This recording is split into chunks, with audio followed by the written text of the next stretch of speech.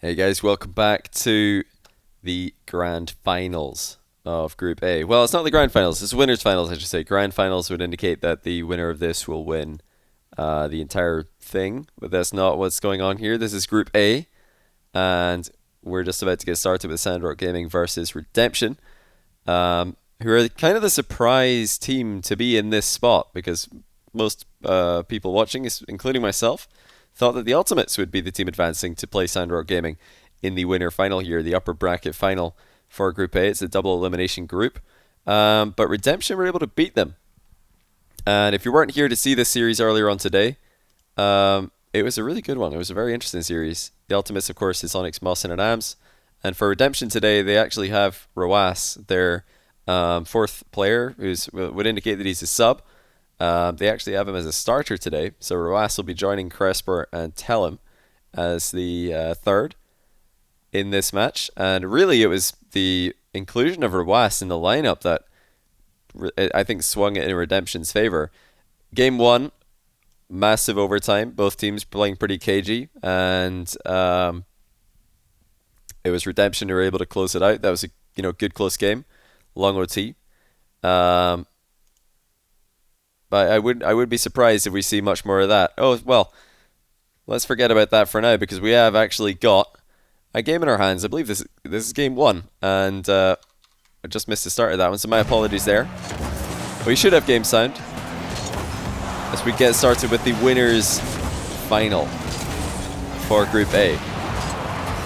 Now, although Redemption's form was impressive earlier on, and the fact that they've beaten Ultimates proves that they're ready to take on the big boys at this competition, Sandrock Gaming were something else earlier on. They completely annihilated your throwing, and upon first viewing you wondered maybe if your throwing were just not quite at that level, but your throwing took a game off Ultimates. They kept a lot of those games close, I think all of them actually, until the last one got a bit away from them. Even that wasn't a blowout though. So clearly it was just Sandrock Gaming being on another level. And the keys to victory for Redemption include just somehow being able to absorb that pressure, that relentless pressure that Sandrock Gaming are so often able to exert upon their opponents. Will they also be able to punish the occasional mistake that Sandrock's playstyle enables? And of course I'm talking about those extremely aggressive third man plays that Sandrock like to make. They love to attack with all three players. They love to get all three players forward for every single play. And that does, of course, leave openings for them to be counter-attacked, or even just hit with a long shot, much like Sandrock have tried right there. And they will, of course, use those hard clears throughout this series and any other that they play to establish pressure. You'll often see, oh my goodness, these pinches by SRG are ridiculous, but you'll often see Sandrock just hard clear the ball and you'll think, well, what a waste, why did they do that? Now they've lost possession, but it's what happens afterwards that's important for SRG. That's where they all advance, they take the boosts away from the opposition, and they start to look for bumps, demos, and follow-up opportunities. If you can clear the ball and put your opponent in a rough position with your clear, then there's always a chance that you can intercept their clear and make life even more difficult. That was, by the way, a ridiculously powerful redirect by Ahmad, but it has been denied by the goalkeeping of Redemption. They did shot stop brilliantly in their match against the Ultimates. Here's Khaled. Oh, and another great save. Tellem, and another great save by Tellem. Two saves in the same part of the goal, and that's already an indication of what we're to look forward to. Then I am looking forward to this a whole lot more. 1-0 off Khaled's air dribble. It looks like the boost dwindled and Tellem unable to make any more heroic moves. He was in a bit of an awkward position there initially. He went up to the back wall expecting Khaled to go high, perhaps for a double. Khaled slowed down the air dribble, made it extremely difficult for Tellem to get near him. SRG do open the scoring, but that was some great defense by Tellem. I mean, just the first save in itself was impressive, but the fact that he managed to compose himself, jump up in the way of another save as well, absolutely crazy. Great read. Where's my Arabic pronunciation these days? I mean, I don't usually do it when I'm casting. I'll maybe do it like when I'm talking about players. But yeah, there's just far too many different Arabic sounds I can't do. But yeah, another thing I realize is that, you know, I can, well, it depends. If I'm ever casting a Middle East match with another caster, they're probably going to be an English-speaking caster, and I wouldn't want to just make it sound as if we're both, I don't know, I wouldn't want to make them feel awkward. I wouldn't want to make the cast sound awkward if I'm saying things like Khalid and they're saying Khalid, because Kha is not really a sound that everybody who speaks English can say. I can say it because it's a sound we have in Scottish Gaelic, and I learned that when I was younger. But I don't want to, you know, I think it's good if casters say the same names the same way. Oh my goodness, Khalid on another level here. Sick of being called the third man. He's in the offense here. What a double. That was quick. Didn't give him too much time to react between bounces, but he didn't need it. 2-0.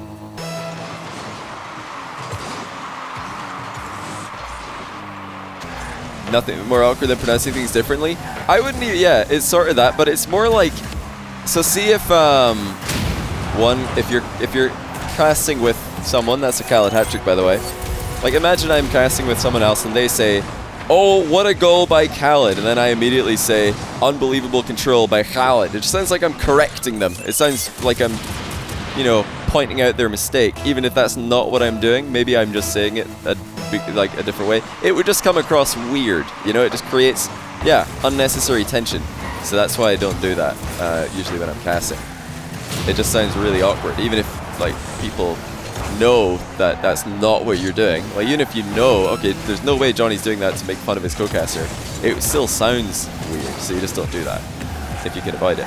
We usually agree before any cast, like any casting combination in Rocket League, we'll usually agree, okay, how do we say everybody's names here? Because sometimes you're casting players with weird names, sometimes you're casting a new org that have a name that nobody's ever said before, and you all want to come to an agreement before you get started. Okay, how are we going to say this really weird org name, or how are we going to say this really weird team name that these randoms have signed up with? And let's make sure we're all on the same page. So yeah, you got to keep it in a more English-sounding pronunciation. But yeah, fortunately enough, I mean, there's actually quite okay as far as become aware. As far as I'm aware, there's quite a lot of okay ways to say pretty much all of the Middle East players' names. Like Ahmad is just, it sounds very like Ahmad.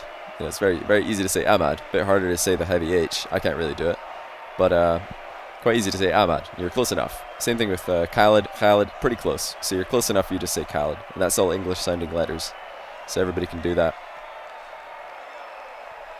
And I mean, there's some of them that I still to this day don't have a clue what I'm even supposed to be saying. Like RW9, Rawas. I don't even know what this fabled heavy S sounds like. I've been informed by Twitch chat that it is in fact a heavy S.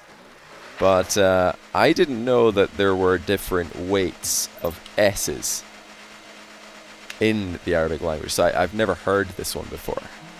Never. Well, one day I'll hear it. Hey, 5 Magic, thanks for 54 months tier 1, by the way. I really appreciate that. Where did Brian go? Brian's muted for my casts, which, well, I can actually give you insight on that as well. So the reason I muted Brian initially was because we were doing big tournament streams and didn't want to have those, you know, text-to-speech interruptions in the middle of epic moments in tournaments. But after doing that, I realized, okay, maybe I should actually just stick to this, because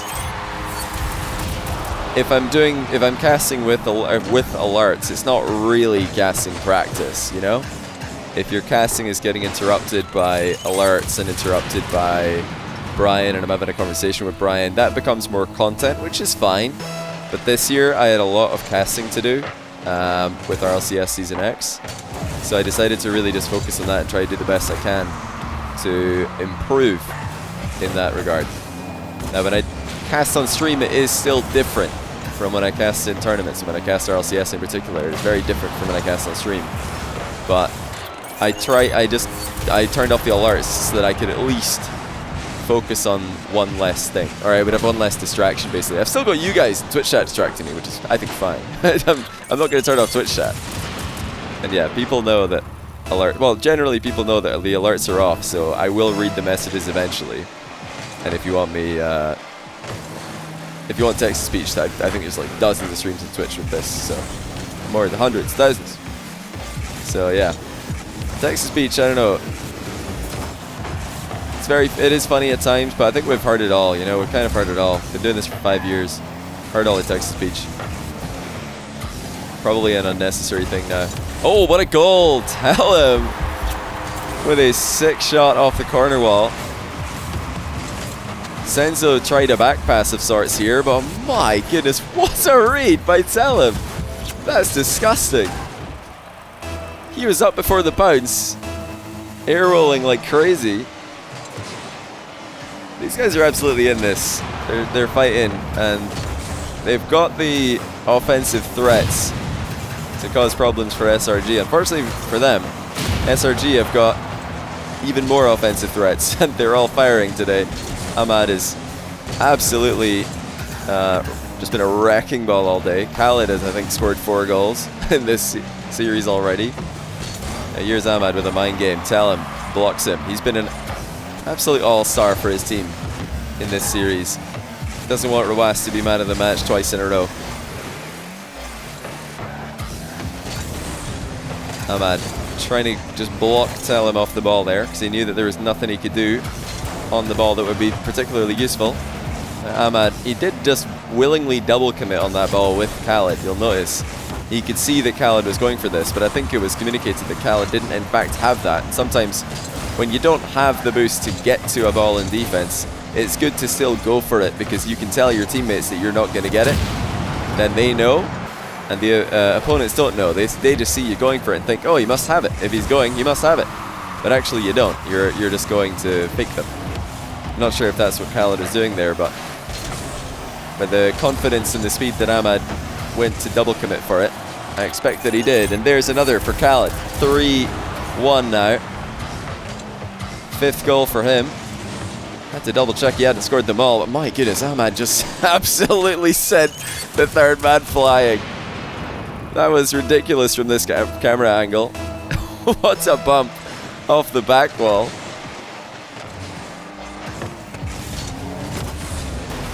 Khaled very willing to join the attack today. It's not been a standard Khaled at the back kind of performance. You know, personally, I'm very okay with this when I watch Sandrock play with a more fluid, just complete rotational style. I think it's something they do very well. I think Khaled is very good at moving forward, and his shooting is obviously world class, so why not get him involved in the offense? He's you know, got the mechanics as well. He's got the flip resets if he needs it. And I think that Senzo in particular has been really impressing me a lot more recently with his defensive work. I think all of the Sandrock players are really becoming more well-rounded as time goes on, not as specialized as they once were. But in doing all that, they haven't really lost the threats that they started off with. Rawas shrugs off the bump from Ahmad. Now here's Ahmad with a mind game. Crespar not buying it. Just barrels right through. Ahmad has his flip off the ceiling here. He's almost scored. Had it not been for Tell him.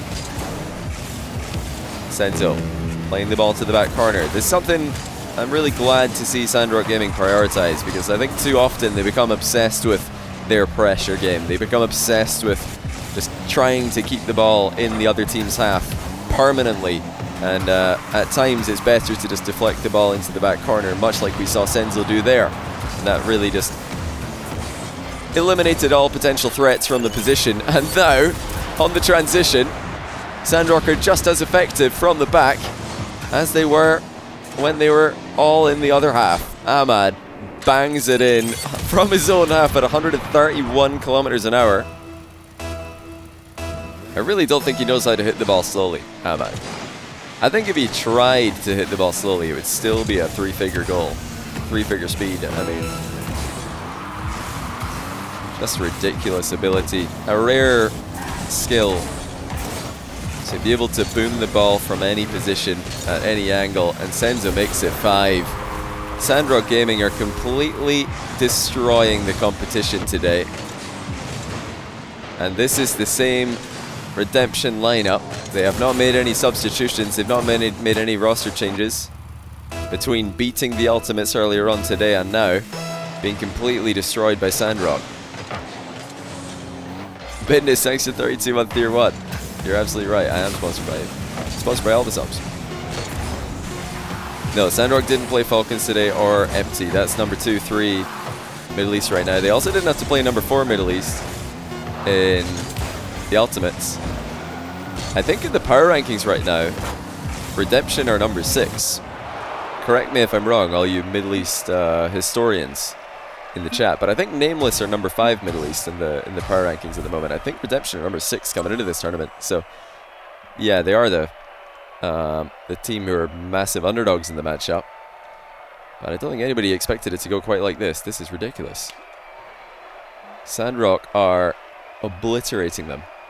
I think I've got it here. So the Middle East qualifier number 2 for the IWO EMEA region. You're throwing, the team who are already out of this group, actually made winners finals against Falcons before losing.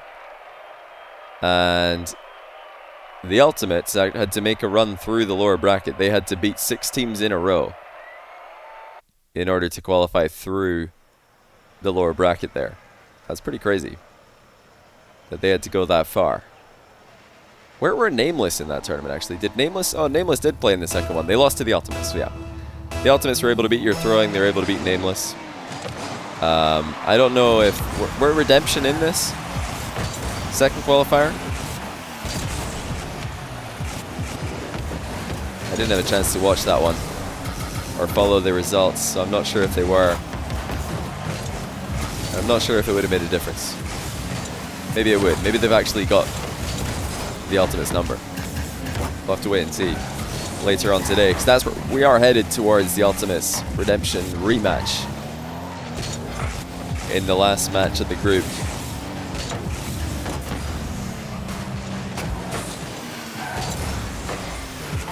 Yeah, I don't know why the IWO qualifiers weren't seeded.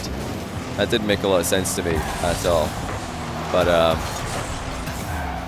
yeah, there's been a few confusing things about IWO.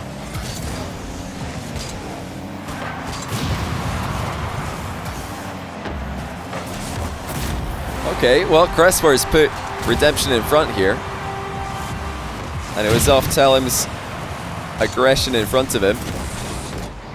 Pretty good early play on the ball, though. No time for Khaled to react. He was also under pressure with the demos of Telem as well.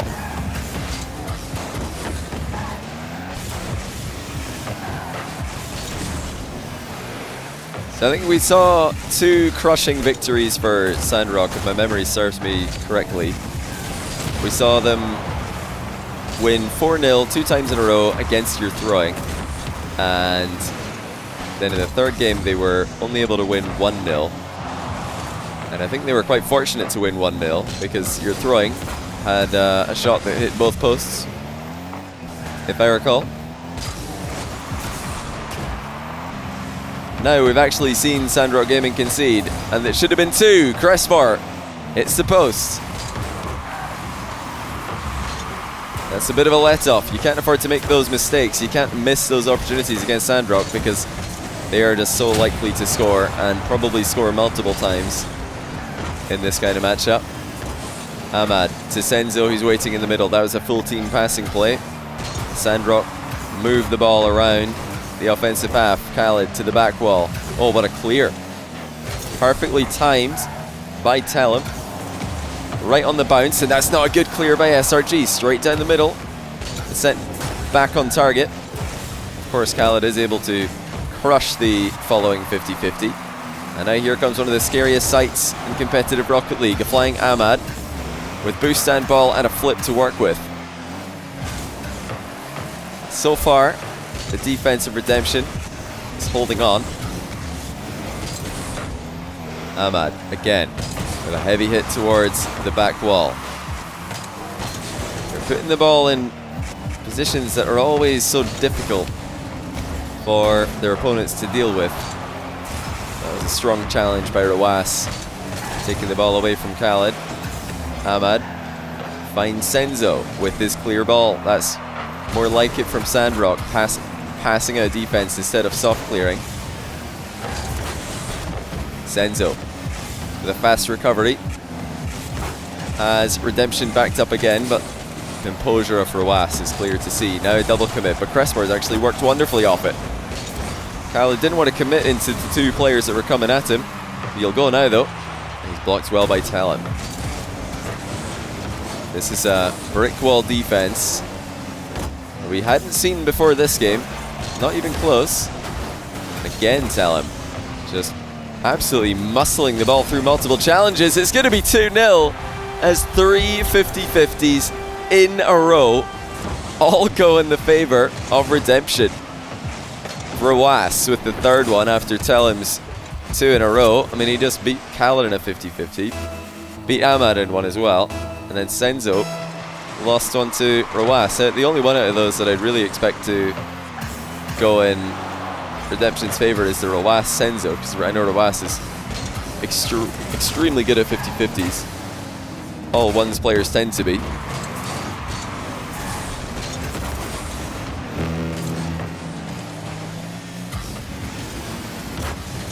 Talon finds Crespar.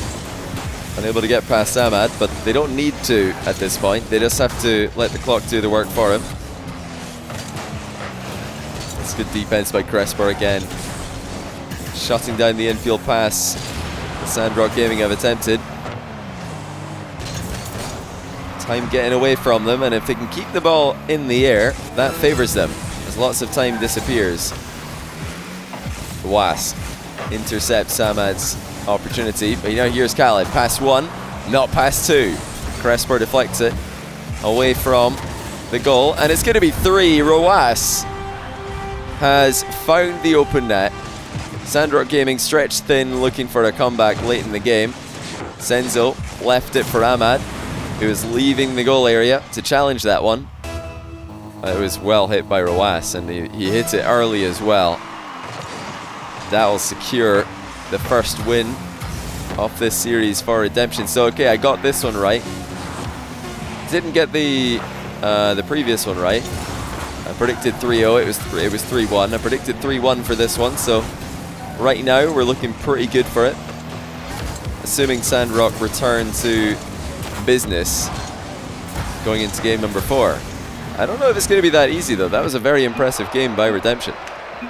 Much more like it from them. Showing their true colors, showing a level that can actually match Sandrock Gaming. But can they do it again?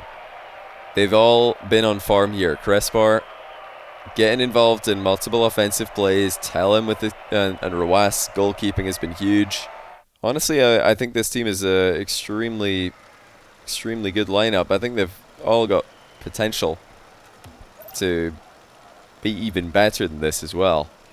Incredible how fast the region has caught up to SRG. Well, yes and no. I don't know if it is well, let me put it this way. There has never actually been a team that's remained number 1 in a region for as long as Sandrock have. So actually, I'd say it's more impressive that Sandrock have been able to remain ahead of the competition for so long. And the fact that they were able to elevate themselves so far ahead of the competition as well. Oh, what a shot though. Tell him with the extra touch to take it past 2 Sandrock Gaming defenders. Look at this.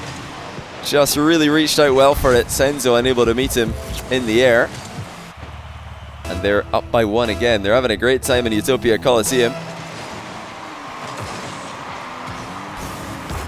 Yeah, I've heard a few people say this recently, you know, it's crazy how fast the region is catching up to them, but I think it was always inevitable. Because when you're the best team, and you're always, you know, winning, you're not learning as much as the opposition. The other teams are the teams who are learning, because you learn more from your losses. So actually, to me, it's more impressive that Sandrock have remained the number 1 team for as long as this, especially with there not being a big tournament like RLCS to play for. You know, they're just playing weekly tournaments, kind of just playing for fun, and they're still the best team 2 years later. Well, actually, I don't think it's 2 years. Maybe it is 2 years, actually. When did Senzo join the team? I think he did join 2 years ago. Something like that. But yes, I'm not trying to take anything away from the rest of the region, because check this out. Crespar has just hit a ridiculous angle to make it 2-0. Wow. What a shot. And what a pass as well. Tell him, just having full faith in him to finish that one off. This is some high-level offense as Sandrock now go for the closest cheat possible. They've tried this a few times, Sandrock. I want to see it work just so I can see exactly what happens when it goes well. Because what they're trying to do is get a completely dead ball 50-50 on the kickoff. Oh, that was an open net. It's missed by a mile, and it might be 3-0. Ahmad has to chase back for this. He has all of his fabled speed to get there before the ball gets to the goal.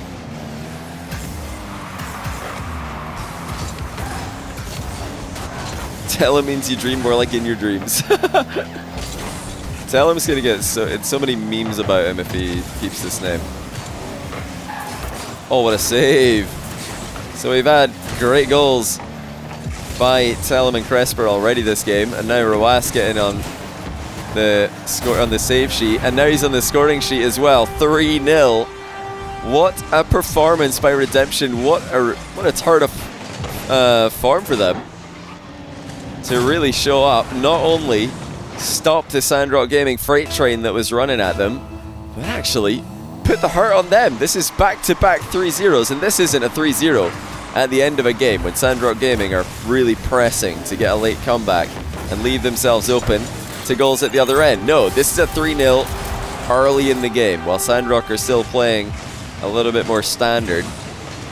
And now Senzo drops it down, and you can't leave Ahmad that much time at the near post. You have to get there faster, because you know he will. 3-1 now for SRG. SRG looking like queso right now. I mean, I think the first two goals were just amazing, to be honest. I don't think you can really fault them for that. Tellem and Cresper just scored complete worldies. Like, you can't really say, wow, what happened to Sandrock when the other teams just scored brilliant goals. The third goal was a bit of an easier one. But, man, if a team comes out the gates and scores 2 goals like that, you can forgive anybody for losing that game. You can forgive anybody for conceding again in that game. It was just really well played by Redemption. Really, really, really well played. And it wasn't Rawas, you know, the one we've been talking about from the very start of the day. The only player this lineup I'd casted before is Tellem and Cresper, the older players in the roster. And look at this from Senzo. He's managed to clip Crespar, take him out of the game, and it's open for Khaled, and they've got a long time to work with here, with only 1 goal to look for. Can Redemption hold on? They need to just stay calm here, and they haven't stayed calm. They've conceded immediately. Khaled again. This time, it's off Ahmad's pinch center ball. Why was there a man on the back wall here? What on earth happened in the Redemption defense? You think there will be someone covered in the goal there, but no. They have somebody flopping off the back wall. Now Khaled intercepted. Cresper read the pass. And he makes one of his own to a pre-jump and tell him, oh, he is almost able to get that. Are you guys convinced yet? Are you guys convinced that the Middle East is actually just completely bonkers? Like, every team in this region is totally bananas. They're pre-jumping all over the place. They're moving at 1,000,000 miles an hour. And honestly, they produce consistently more entertaining games than I think any other region, including Europe and North America. Like, Europe and North America, don't get me wrong. Queso Solary at the championships, that was a great set. I think NRG versus G2, that was a really entertaining set of series as well. But when you're talking about consistent entertainment, I think Middle East is right up there. I think South America as well, very entertaining to watch. OCE, Not this season, because Ground Zero just completely crushed everybody, but in the past I think OCE have been as well. Very aerial focused region. But man, the bravery and the confidence of these guys is crazy. Here's Tellem again, and what a save by Khaled to deny Tellem's double touch, which happened at the very last second there. Redemption completely unfazed by the 3-goal comeback Sandrock Gaming have applied. Tellem shuts down Senzo. Ahmad, no boost, has to retreat. Of course Tellem's up for this. Why wouldn't he be? He's from Saudi Arabia. That means if you can go, why not? Ahmad out into the middle, but no one's there. Tellem lets it drop, and it's into overtime. Sandrock a goal away from advancing to the top 4 playoffs. Redemption looking for one more for game 5. Great defense by Tellem. Knew exactly where Ahmad was going with this. He knows Ahmad too well to let a backboard stay open in that position. Now Tellem, past 1, not past 2, as Sandrock defend in waves. Tellem denies Khaled is clear, but again, Sandrock have backup. This is extremely structured now for Sandrock. They're trying to follow up on each other's touches as well as possible. Tellem's got a flip here. He's trying to go for a reset double touch. And honestly, why not? Roas, slow play, goal! And we are going to game 5. And after a blistering pace, why not slow it down? Khaled flies by, no contact. Senzo couldn't read it either. And it's Roas, the youngster, who ices it in overtime. They were up by 3. They conceded 3 in a row, but they get the goal to win 2 games in a row. All momentum back at the side of Redemption. What a series between these 2 teams. Where's OSM at? Just the other day he was telling me, he was in my chat saying Middle East or a 1 region, or sorry, a 1 team region. Where is he? Where's OSM? Where are all of the Reddit analysts who have been dropping that same take as well? Crazy to me. Absolutely crazy. Whenever I see people say this. Mind-blowing. Actually boggles the mind. OSM actually said that? Yeah, he did. But hey, I'm not trying to start any OSM hate here. I'm only joking. I mean, yeah, he's wrong, but people are allowed to be wrong. It's not a criminal offense.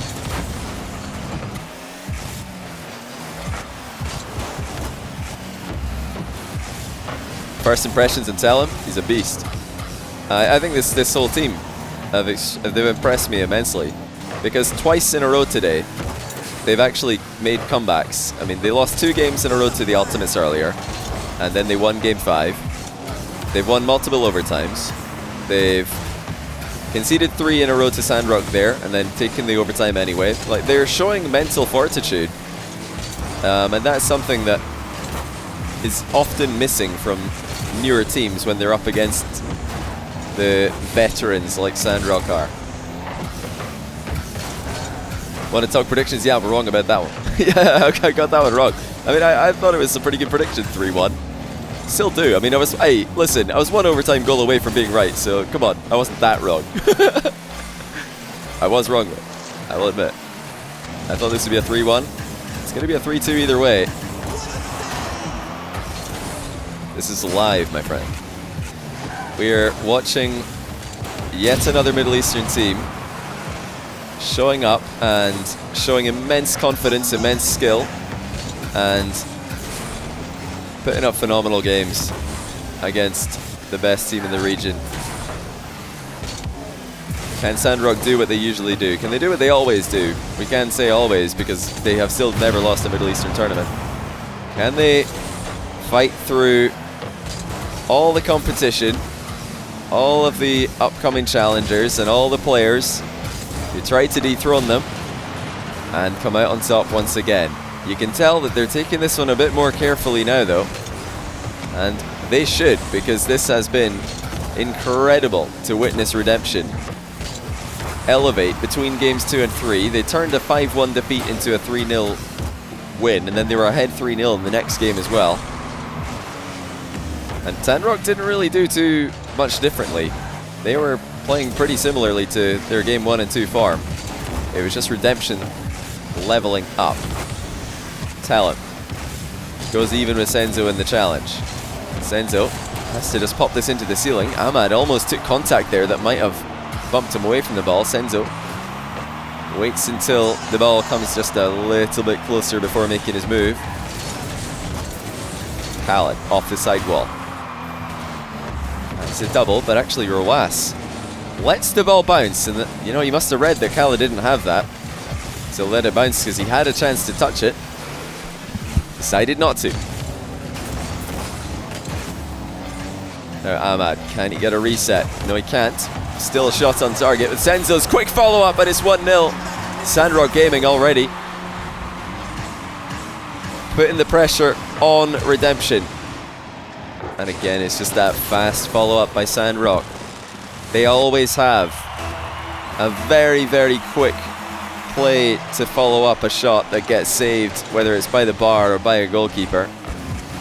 But there's still time, still a lot of time for Redemption. That's great work by Ahmad. Spotted the threat on the infield and just played straight for that direction instead of rotating away from the play. Here's Talon. No way was he going to get back to that one. A bit too low on the first touch. It's Khaled and Senzo. Looked like they were going for a bit of a team pinch. Senzo just goes himself. Now here comes Talon against Khaled. Khaled with expert positioning. Goes past one, and he's mind game Rawas as well. High pop into the middle. Senzo is pre-jumped for that one. Not high enough, but he still manages to get a couple of touches to air dribble at middle. Khaled denied by Crespor. Crespor really doing work there because Ahmad was also running off the ball, causing problems. Huge clear by Khaled. Rawas manages to find Crespor with his first touch, and that's a monster of a touch by him. Crespor had an uncontested follow-up, but he's hit it straight up in the air. And is that the miss that loses the series for them? Ahmad makes it 2. Oh, what a chance that was. Beautiful transition by Sandrock Gaming into the open net, but an equally good transition by Redemption going the other way just moments prior. That pass in defense was perfect. If Crespor had just hit the target, I think the odds are he's scoring from that distance.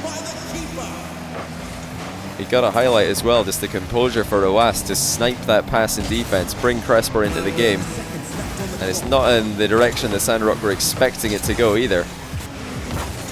Rawas looking to center, but Khaled makes sure that's not going to happen. A couple of wave dashes later in a mind game, and he's almost past the whole team. Rawas just trying to generate momentum on this, but there's not a lot of opportunities left in the game for them. As Khaled played this too casually though, somehow he's still on it. Ahmad blocks the ball across the box, and it's into the ground for the win. Sandrock do take it, but it wasn't without a scare or two. Well played by Redemption. They performed brilliantly here. I think they have to be the favourites going into that lower bracket match, lower final match against the Ultimates, if they can produce anything like this. And I think that they should be able to, because they've bounced back multiple times today. Like I said, they've lost 2 games in a row to the Ultimates, won the following game. 2 games in a row to Sandrock, won the following game, and the next one as well. They've won multiple overtimes. They've performed well under pressure today. I think, despite this loss, we should be able to see a good level from them in the lower final, which is coming up after a very short break. But here's one last look at the bracket before we do go. For anybody who's just tuning in, you can use the ! bracket command to see it for yourself if you want to give it a click. The Sandrock Gaming with that win, it's not updated quite yet. It will be, as Wikipedia are always on the ball. Sandrock Gaming with that win, they advance as the seed 1 of Group A. They will start in the playoffs against whoever comes out of Group B from the lower half, which is important because I think Falcons in their current form should be top seed here. And I know Sandrock didn't want to go run into Falcons first round. So really important that they got this win.